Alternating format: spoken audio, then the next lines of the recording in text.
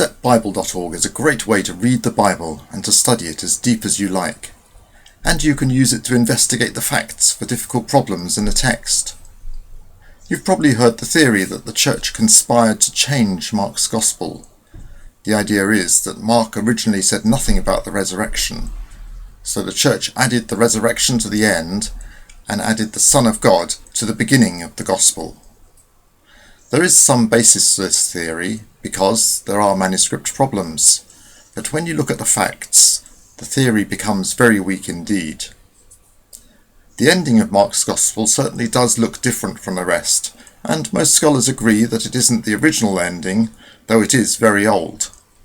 You can see this in the footnote in the NIV and the ESV. The earliest manuscripts do not contain verses 9 to 20. It is likely that the last page of the original Mark fell off and got lost. The early church didn't copy Mark much, so this accident is believable. There just weren't enough manuscripts. But soon someone had to add an ending to tidy it up, because it ends too abruptly.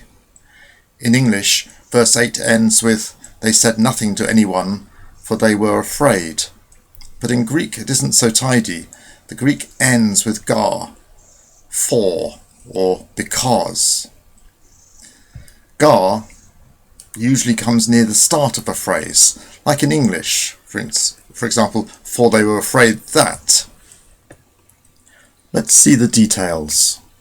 So add SBL Greek, and let's narrow the text to just Mark 16:8. And we want to see the Greek word order, so move the SBL to be the first version.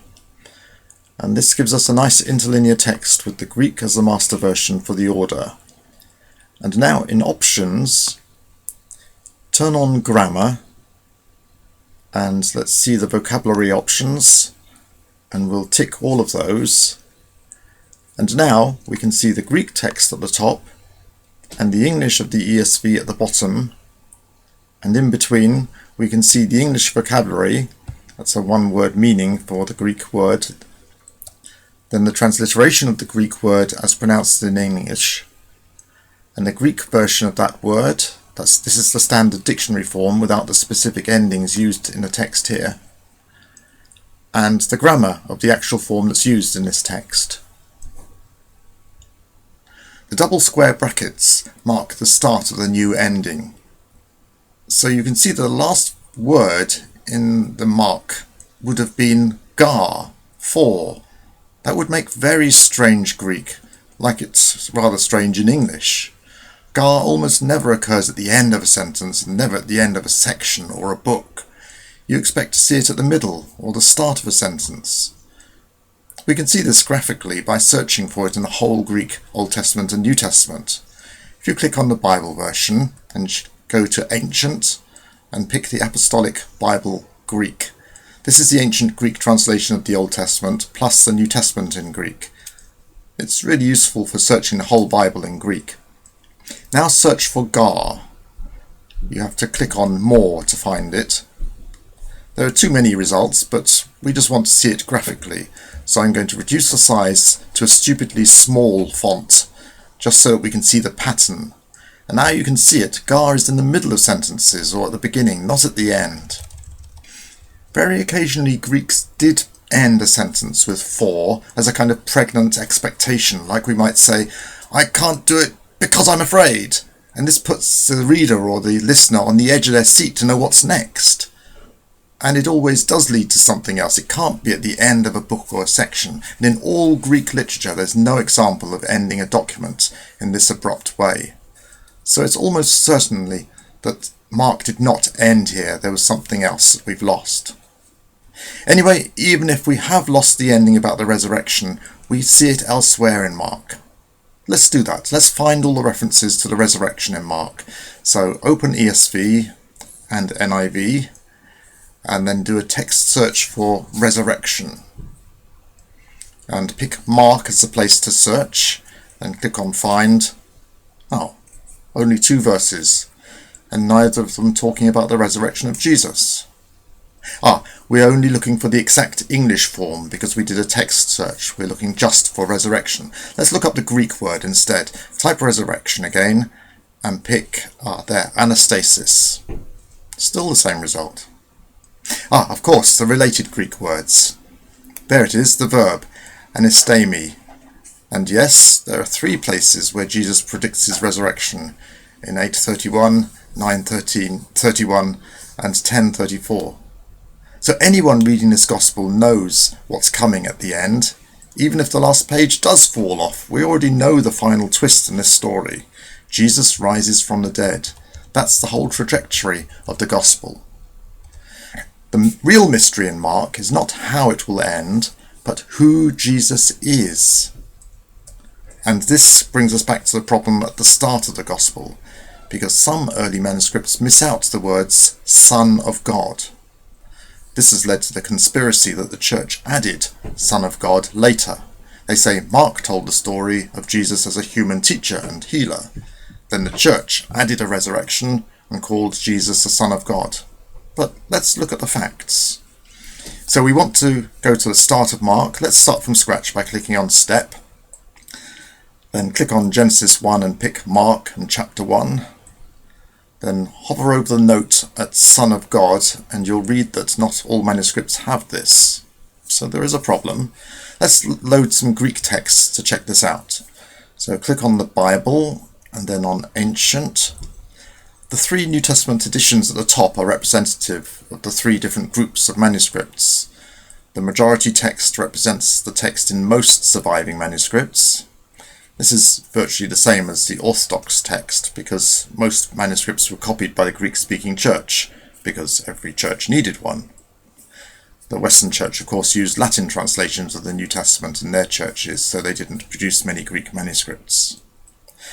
The TR text that was created to represent what the King James translators used, that is, they used all the earliest manuscripts available to scholars in the 1600s, and the SBL Greek New Testament relies especially on the earliest Greek manuscripts that weren't available to those early scholars, but we have them now.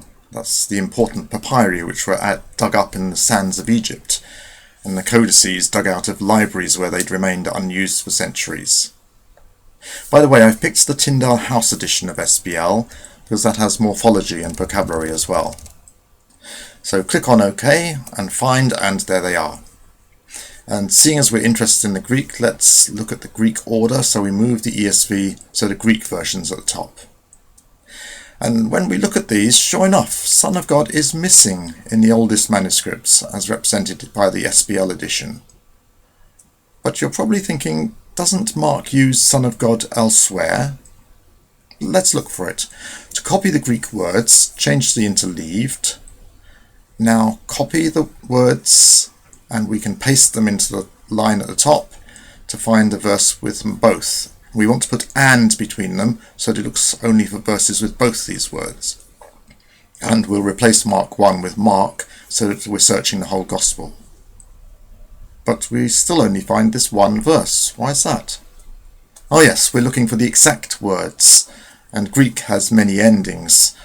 So we want to look for the vocabulary rather than the text. So let's just type Son, and we'll pick the Greek word, and then God, and pick that Greek word, and find the result. That's more like it. Now if you hover over Son, and it's very easy to find in all the verses. And in all these verses, there's no problem with the manuscripts. The earliest and the latest manuscripts are the same. They have Son of God. So the original text of Mark certainly did refer to Jesus as the Son of God. It wasn't an idea invented by the church and added later. But still, we have to ask, why is it missing in some manuscripts in Mark 1:1? Well, perhaps it was a scribal mistake.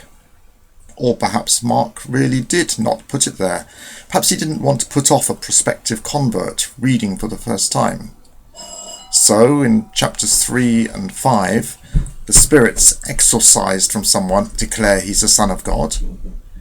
And in chapter 15, a centurion at the cross declares he's the Son of God. And, by the end of the Gospel, the readers are ready to conclude this for themselves. and that makes it really strong in their minds. So when we investigate the manuscript problems at the start and end of Mark, we find there are real difficulties, but there are also answers to those difficulties, because elsewhere in Mark it's clear that Jesus is expecting to rise from death. And elsewhere in Mark, everyone is already recognizing that Jesus is the Son of God. Mark clearly expects his readers to marvel at the resurrection and conclude for themselves that Jesus is the Son of God. Step Bible makes it so easy to get to the bottom of problems like this. We can see the facts and come to our own conclusions. Have fun.